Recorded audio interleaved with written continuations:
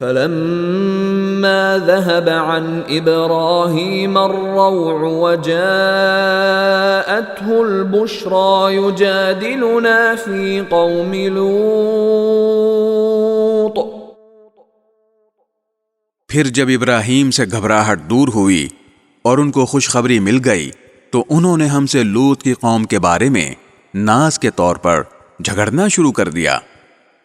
ان ابراہیم لحلیم اواہ منیب.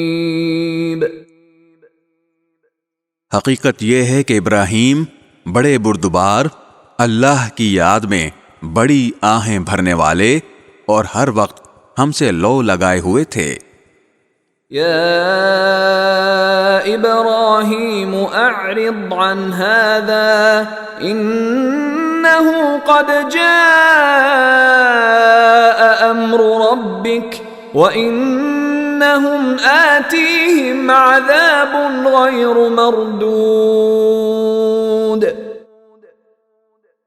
ہم نے ان سے کہا، ابراہیم اس بات کو جانے دو، یقین کر لو کہ تمہارے رب کا حکم آ چکا ہے اور ان لوگوں پر ایسا عذاب آ کر رہے گا جس کو کوئی پیچھے نہیں لوٹا سکتا.